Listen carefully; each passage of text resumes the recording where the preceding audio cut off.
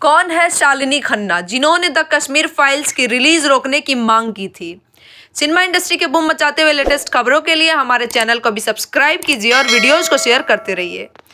विवेक अग्निहोत्री के निर्देशन में बनी द कश्मीर फाइल्स को लेकर तमाम तरह के विवाद देखने को मिल रहे हैं और इसी के साथ सामने आ रही एक ऐसी शहादत की कहानी जिसे बहुत लोग नहीं जानते होंगे। पूर्व प्रधानमंत्री लाल बहादुर शास्त्री की हत्या पर द ताशकंद फाइल्स के बाद विवेक का लगातार दूसरा काम सुर्खियां बटोर रहा है। द कश्मीर फाइल्स को आज ही सिनेमाघरों में रिलीज किया गया है। इससे पहले फिल्म रिपब्लिक डे वीक में रिलीज के लिए शेड्यूल थी, मगर तीसरी लहर की आशंका में मेकर्स ने तारीख पोस्टपोन कर दी।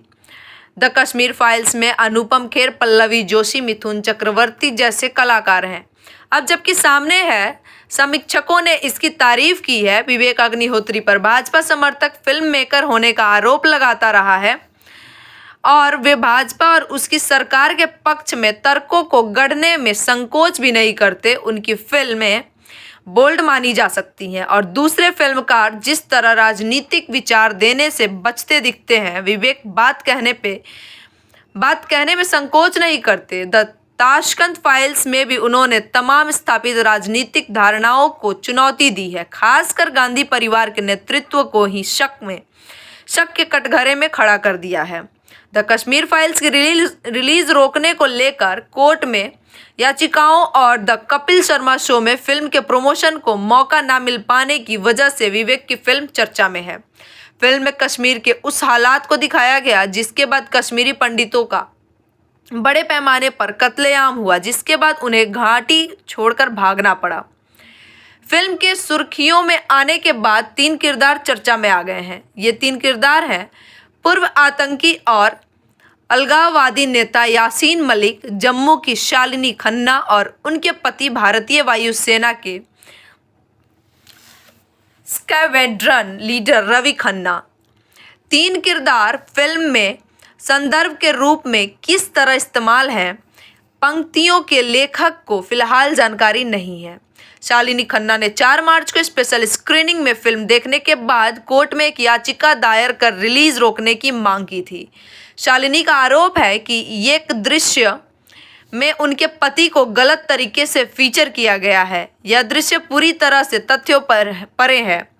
आपत्ति पर कोर्ट ने निर्माताओं को वह दृश्य हटाने का आदेश दिया है। अब आपके मन में सवाल आ रहा होगा कि द कश्मीर फाइल्स, जो आतंकवाद और कश्मीरी पंडितों के पलायन की कहानी है, उसके साथ शालिनी समेत ऊपर के सभी 3 किरदार किस तरह जुड़े हैं। दरअसल शालिनी खन्ना के पति रवि खन्ना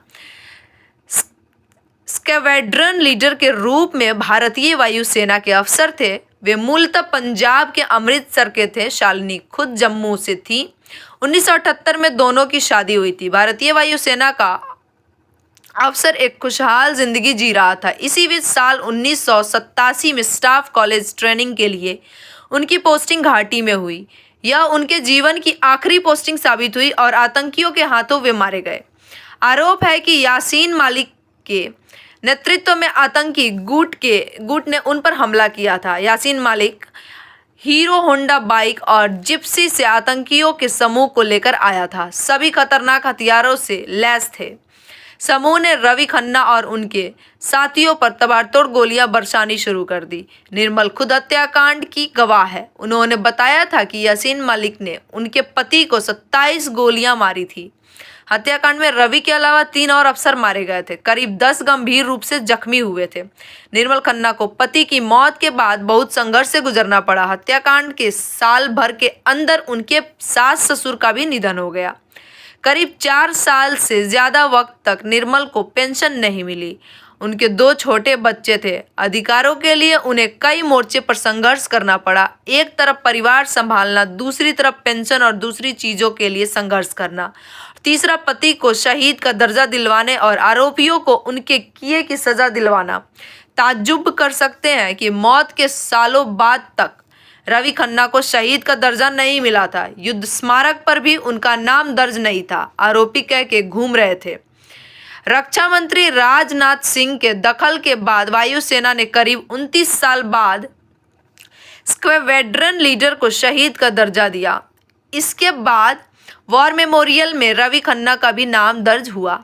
पति के हत्यारों को अभी सजा दिलवाने में कामयाब नहीं मिली है। यासीन मलिक जम्मू कश्मीर लिबरेशन फ्रंट का मुखिया था। इस संगठन के ऊपर कई संगीन आरोप हैं।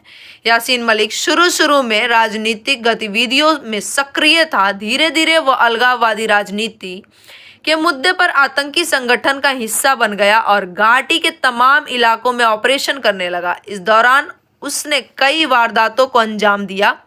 रक्षा बलों ने यासीन को 1990 में गिरफ्तार किया था। वह 1994 तक जेल में रहा। रिहा होने के बाद मलिक ने शांतिपूर्ण तरीके से अलगाववादी आंदोलन को आगे बढ़ाने की घोषणा की। पाकिस्तान का समर्थक आतंकी कश्मीर के दोनों हिस्सों की आज़ादी की मांग करता रहा। साल 2020 में विशेष कोर्ट ने रवि खन्ना समेत 4 वायुसेना अफसरों की हत्या के मामले में यासीन को आरोपी बनाया। यासीन के साथ 6 और लोग भी आरोपी बन गए हैं। यासीन को टाडा कोर्ट में पेश किया गया और वह तभी से जेल में है। यासीन पर बहुचर्चित रुबैया सईद किडनैपिंग मामले में भी इस वक्त ट्रायल चल रहा है। शालिनी खन्ना के पति रवि खन्ना स्क्वैड्रन लीडर के रूप में भारतीय वायुसेना के अफसर थे। वे मूलतः पंजाब के अमृतसर के थे। शालिनी खुद जम्मू से थी। 1978 में दोनों की शादी हुई थी। जुड़े रहिए बूम भोजपुरिया के साथ। सिनेमा इंडस्ट्री के लेटेस्ट फिल्मी खबरों के लिए हमारे चैनल को सब्सक्राइब जरूर करें। साथ में बेल आइकन को दबाना ना भूलें। #बूम भोजपुरिया।